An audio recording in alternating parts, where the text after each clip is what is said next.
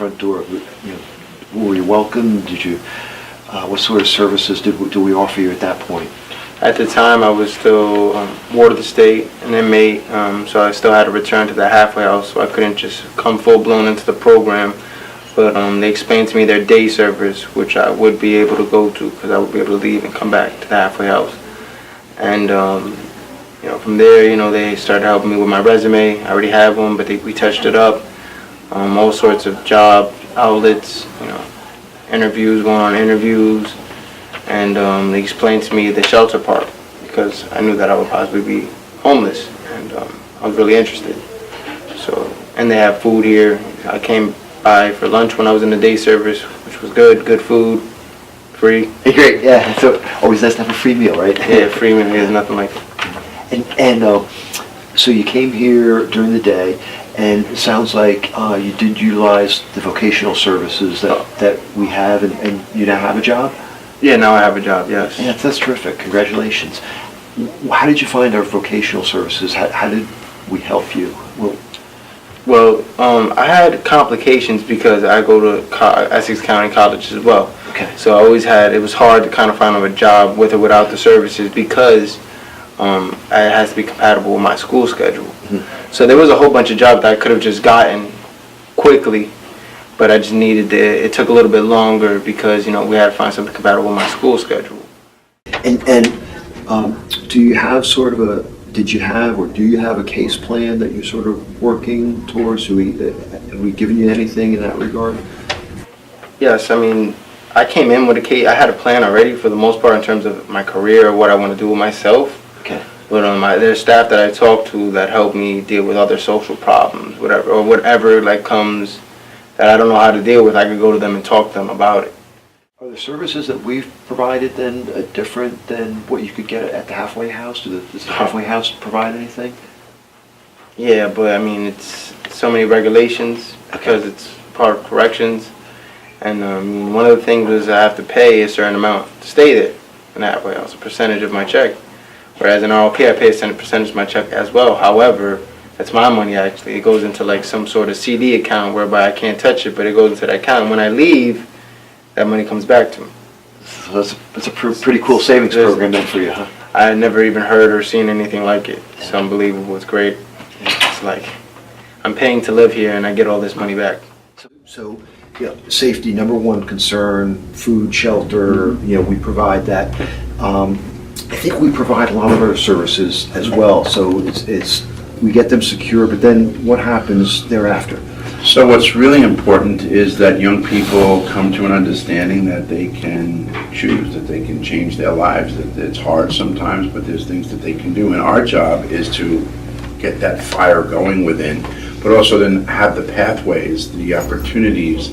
So it's with job coaching and job readiness and job connections. It could be assessing their education and providing that education and moving their education forward.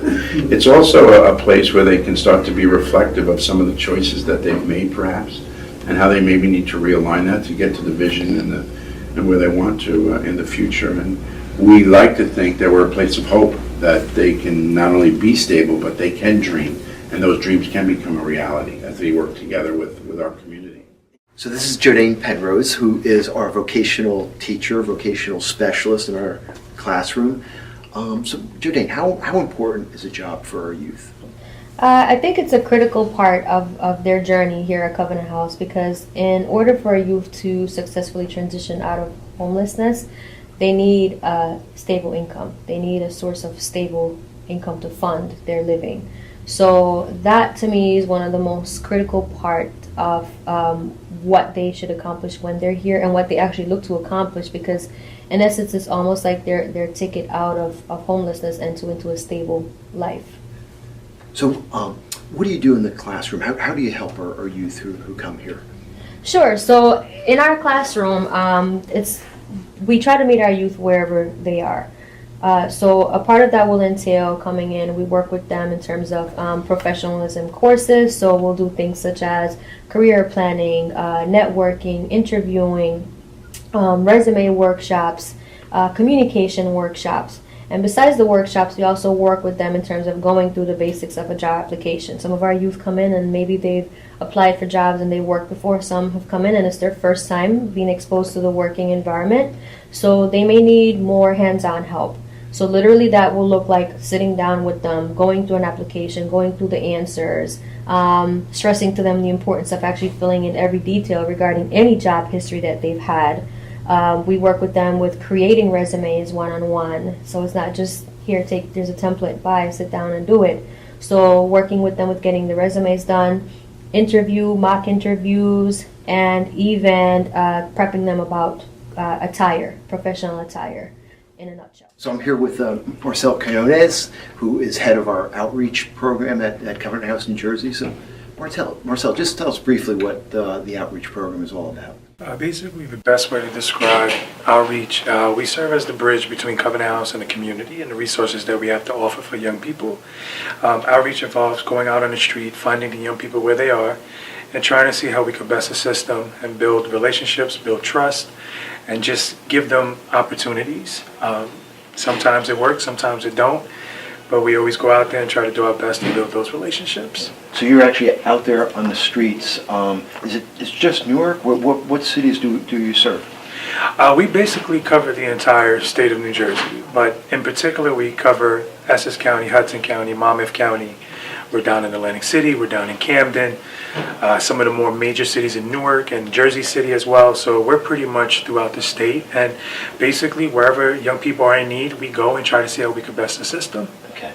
Is the job dangerous? I mean, it sounds like you're going to some pretty tough cities and probably some pretty tough parts of those cities. Yes, it's definitely not a day that doesn't go by that you just don't know what to expect and what's going to happen. We're going into dangerous areas, whether it's going into gang areas or drug-infested areas, maybe going into areas where there may be some signs of trafficking going on. So a lot of these areas that we go to are pretty dangerous, but we pretty much just try to go and do the best that we can and hope for the best. Do you sort of, immediately have success with them, that immediately form a relationship with them? Is it over many days, many weeks? How does that I think it varies. I think there are young people that are in desperate enough situations that when we show up, it's sort of like, thank you, I needed this help. And then I think there's others that it builds over time. We have young people that maybe will meet in the street and maybe in an abandoned building, and you can tell they need help. And we may not hear from them until 6 months later, until they're ready. The young people have to be ready to come in, and that's the key, is them being ready. So all we try to do is just provide those options for them and just build that trust with them, which is so critical to get them in for services. So I think it's true that, you're out there on the streets, you're trying to identify youth with, needs. I think you're also involved with other local governments and school systems as well. Can you tell us a little bit about that? The biggest things when it comes to outreach is building community relationships. So whether it's other nonprofits, whether it's government officials, county, one thing that we really try to do is be part of everything that's going on in the community, whether it's sitting on coalitions and county meetings and knowing what's going on in the mayor's office and law enforcement and letting the police know that we're here and what we're trying to do. We really lean on our community partners to sort of be the eyes and ears for us in the community and to also help us fill in some of those gaps. The reality is that Covenant House is great. We don't have all the answers, but there's people in the community doing great things, and we look to see how can we galvanize them in order to fill those gaps for our young people so we can serve them better. I would begin to say that I'm in charge of the young male person here at Covenant House, and Sam is in charge of the female person. It could be any health-related needs, and it will depend on what a young person needs. And Samantha, what might those needs be?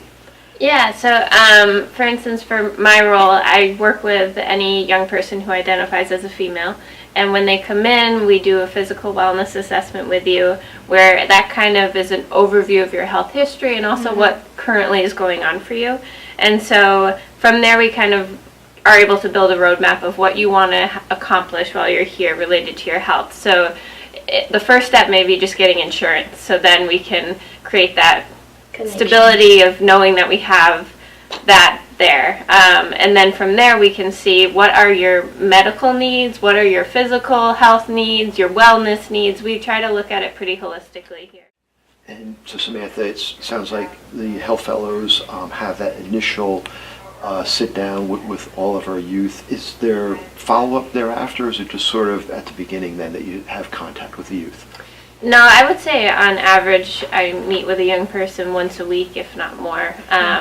It definitely varies case to case and what is going on, whether there's chronic health related issues or pregnancy, or it really changes how often we meet. But on average, I would say there's not a week where I don't sit down and talk with someone. Well, here in New Jersey, we started with 2.5 vans. The half van was a van we had, but it didn't work. So we could call it 2.5. And but we had an idea of really caring for kids. We had that desire and deep passion to connect to kids who didn't have anybody else and who were out there alone. And that's really what we did start first, by listening to kids and understanding who they were and what they wanted and what they needed, and just be really interested and see who they were as people. The first thing that really we found for kids on the street was a safe place to stay. And so that was our project and our dream and our vision, and we started from there. So getting kids housing is really essential. You want to get them off the streets. If they're out there for one day, they can kind of hold it together, or 2 days. But if you're out there 3 to 5 days, you're in street behavior. You're breaking into a place to get out of the elements. You're stealing food. You're trying to stay safe. You may get in gang involvement, drug involvement, prostitution. You have to make compromises just to survive. And if you fall into street behavior, you can really get hurt. And some of our kids, they can't even get out.